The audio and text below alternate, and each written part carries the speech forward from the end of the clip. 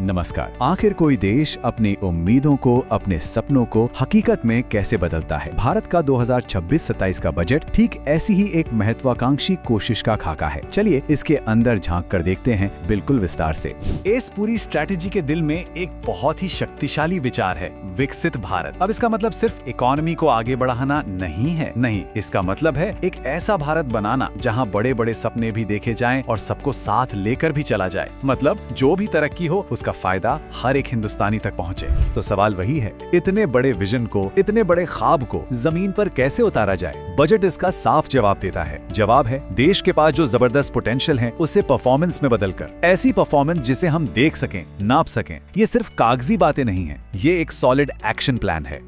वैसे किसी भी बड़े प्लान के पीछे एक सोच होती है, एक फिलॉसफी होती है ना? तो इससे पहले कि हम स्कीम्स और नंबर्स की गहराइयों में उतरें, चलिए पहले उन कोर प्रिंसिपल्स को समझते हैं जिनके आधार पर इस बजट का हर एक फैसला लिया गया है। ये पूरा मामला एक रस्सी पर चलने जैसा है। एक तरफ लगभग 7% की सॉलिड लगातार ग्रोथ चाहिए, लेकिन दूसरी तरफ महंगाई को भी काबू में रखना है। इसका मतलब हुआ फिस्कल डिसिप्लिन, यानी खर्च करना है लेकिन जिम्मेदारी से। स्ट्रैटेजी बिल्कुल क्लियर है, लोक लुभावन वादों से ज्यादा लॉन्ग टर्म रिफॉर्म्स पर फोकस करना। मतलब एक ऐसी नींव तैयार करनी है जिस पर देश लगातार आगे बढ़ सके। तो सवाल ये है कि आखिर ये ग्रोथ आएगी कहां से? इस बजट में दो मेन इंजन्स पर दाव लगाया गया है, मैन्युफैक्चरिंग और सर्विसेज। चलिए देखते हैं कि इन सेक्टर्स को पावर अप करने का प्लान क्या है। यहाँ बात सिर्फ ज्यादा सामान बनाने की नहीं हो रही, बिल्कुल नहीं, बात हो रही है बेहतर चीजें बनाने की। स्ट्रैटेजी ये है कि भारत को सिर्फ एक असेंबली लाइन नहीं बनाना, बल्कि उसे हाई वैल्यू, हाई टेक चीजों का ग्लोबल हब बनाना है। सोचिए, सेमीकंडक्टर्स, एडवांस्ड इलेक्ट्रॉनिक्स, बायोफार्मा, इस लेवल की चीजों का। और हाँ, ये सिर्फ हवा में बातें नहीं हो रही हैं, इसके पीछे सॉलिड प्लान्स हैं। जैसे इंडिया सेमीकंडक्टर मिशन 2.0 को ही ले लीजिए। ये एक बहुत बड़ा मूव है भारत को ग्लोबल चिप मेकिंग रेस में एक टॉप प्लेयर बनाने के लिए। वैसे ही बायोफार्मा शक्ति इनिशिएटिव है, नए केमिकल पार्क बन रहे हैं। ये सब ऐसे स्ट्रैटेजिक कदम हैं जो भविष्य के जरूरी इंडस्ट्रीज में देश को आत्मनिर्भर बनाएंगे। लेकिन सुनिए, ग्रोथ सिर्फ बड़ी बड़ी कंपनियों से नहीं आ सकती।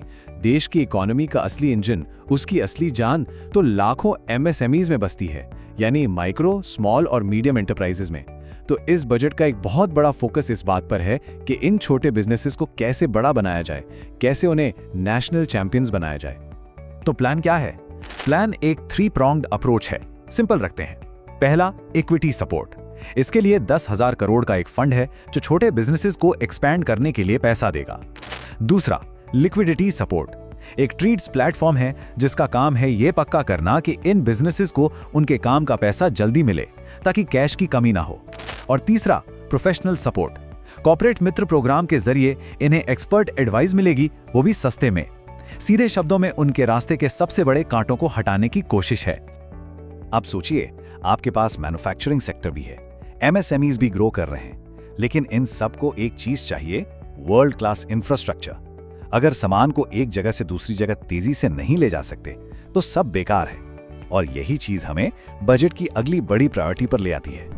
यहाँ आइडिया बहुत सिंपल है पर पावरफुल है। ग्रोथ को पुश करने के लिए पब्लिक इन्वेस्टमेंट का इस्तेमाल करना, मतलब सरकारी पैसा लगाना सड़कें, पुल, पोर्ट्स बनाने में।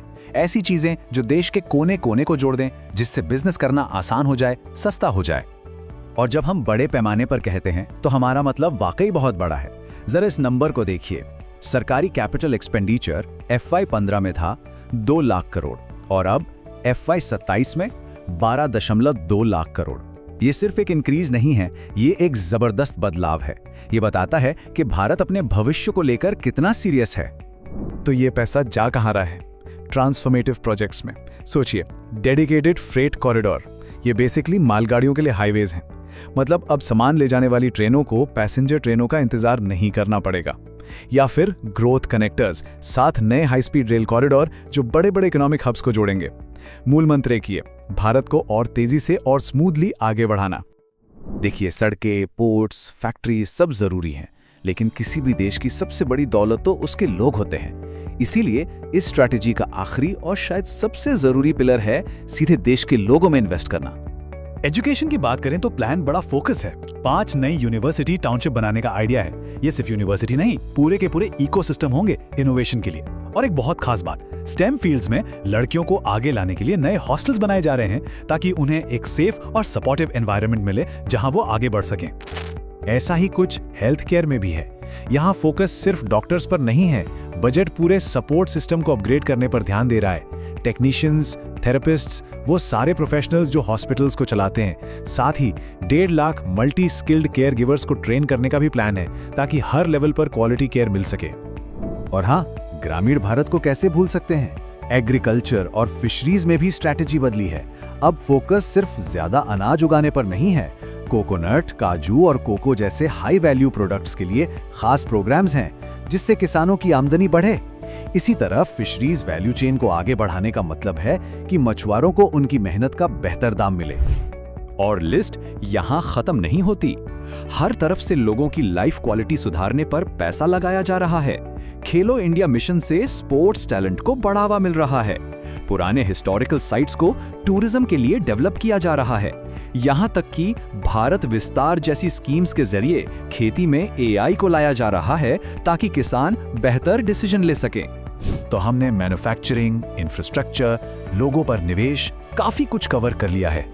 अब अगर इन सब टुकड़ों को एक साथ जोड़ा जाए तो फाइनल पिक्चर कैसी दिखती है? चलिए इस विकसित भारत की पूरी स्ट्रैटेजी को आसान शब्दों में समेटते हैं। तो ये है पूरी स्ट्रैटेजी बिल्कुल नटशेल में। सबसे ऊपर है विकसित भारत का विजन, ग्रोथ और इंक्लूजन का बैलेंस। इसका इंजन है हाईटेक मैन्युफैक्चरिंग और सर्विसेज। इसकी नींव है इंफ्रास्ट्रक्चर में मैसिव सरकारी निवेश।